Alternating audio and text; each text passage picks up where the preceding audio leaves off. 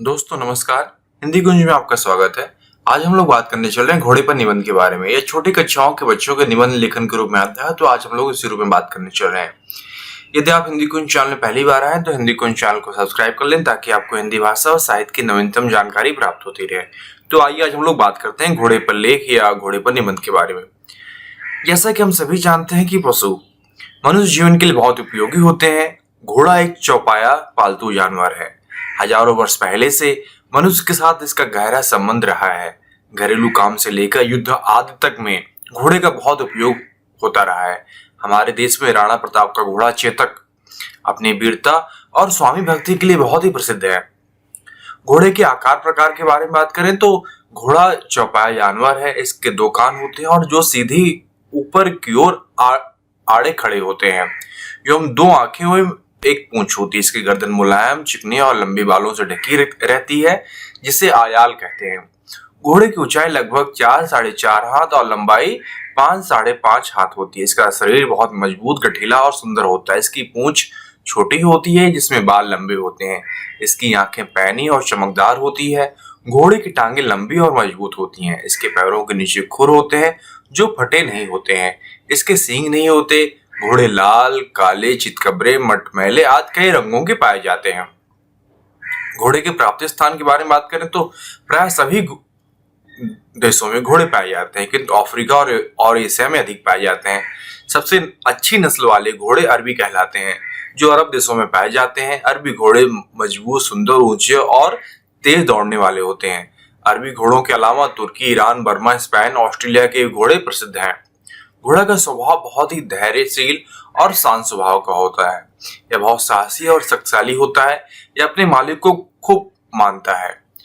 इसमें देखने, सुनने और सूंघने की अद्भुत शक्ति होती है। थोड़ी सी आहट सुनने पर वह चौकन्ना हो जाता है।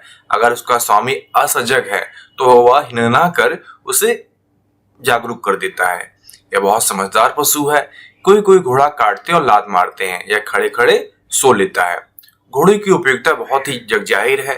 प्राचीन काल में ही घोड़े का उपयोग युद्ध के लिए किया जाता रहा है। कहीं कहीं यह क्रम आज भी चल रहा है। हर देश में आज भी घुड़सवार सेना का महत्व है। इसके अलावा सामंत और अमीर लोग घुड़सवारी को अपनी प्रतिष्ठा की बात मानते थे।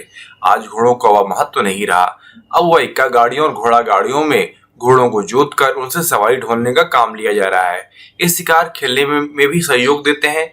कहीं कहीं लोग घोड़े के मांस भी खाते हैं। अनेक देशों के लोग घोड़े का दूध पीते हैं।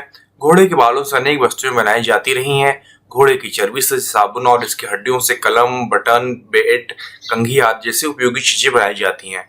घुड़दौड़ हमारे लिए मनोरंजन का साधन है। पोलो खेल घोड़ों की पीठ पर ही बैठकर खेला जाता है।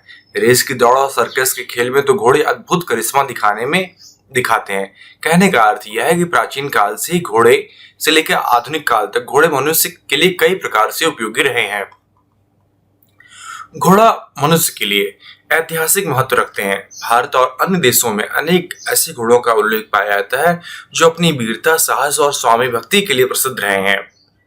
नेपोलियन, राणा प्रताप, सिकंदर, झांसी की रानी लक्ष्मीबाई आदि की घोड़े अपनी वीरता और स्वामी भक्ति के लिए प्रसिद्ध रहे हैं।